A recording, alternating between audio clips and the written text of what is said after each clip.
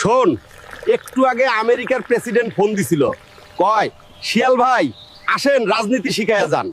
আমি কইলাম ধুর মিয়া, আমি এখন হরিণ আর ছাগলের লগে মিটিং এ আছি, ডিস্টার্ব দিয়েন না, বুঝলি আমার লেভেল। নে চা খা। এক গ্রামে থাকতো এক পাতি নেতা শিয়াল। নিজের পেট ভরুক বা না ভরুক, তার একটাই কাজ ছিল এলাকার বড় বড় নেতা বাঘ আর ভাল্লুকের পেছনে ঘুরে বেড়ানো। সকাল সন্ধে শুধু জি ভাই, ইয়েস ভাই, আপনি যা বলবেন তাই ঠিক, এই ছিল তার জীবনের মন্ত্র।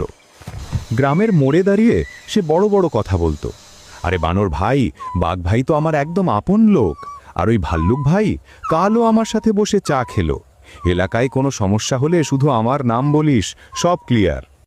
গ্রামের সবাই মুচকি হাসত, কেউ বিশ্বাস করত, কেউ করত না। একদিন কি হলো, শিয়াল মুরগি চুরি করতে গিয়ে হাতে নাতে ধরা পড়ে গেল। গ্রামবাসীরা লাঠি নিয়ে তার পেছনে ছুটল। ভয়ে কাঁপতে কাঁপতে শিয়াল দৌড়ে গেল বাঘ ভাইয়ের গুহায়।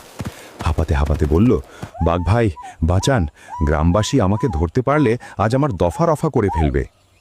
বাঘ চোখ মেলে তাকিয়ে বলল, তুই কে রে, চিনি না তো, ভাগ এখান থেকে, ঘুমাতে দে আমায়। শিয়ালের বুকটা ধক করে উঠল। তড়িঘড়ি করে সে দৌড়ল ভাল্লুক ভাইয়ের কাছে।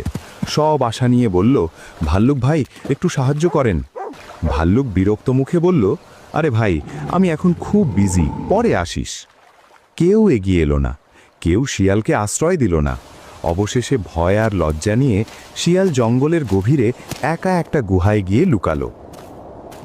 সেখানে বসে নিজেই নিজেকে বলতে লাগলো, আহা, দিনরাত যাদের পা চাটলাম, আজ বিপদে পড়ে বুঝলাম আমি আসলে কারো ভাই নই, আমি ছিলাম কেবল তাদের ব্যবহারের এক কামলা। নিজের যোগ্যতায় পরিচয় গড়ুন। বড় মানুষের ছায়ায় দাঁড়িয়ে রোদ এড়ানো যায় ঠিকই, কিন্তু বিপদের সময় সেই ছায়া কখনোই ছাতা হয়ে আপনার মাথার ওপর দাঁড়ায় না।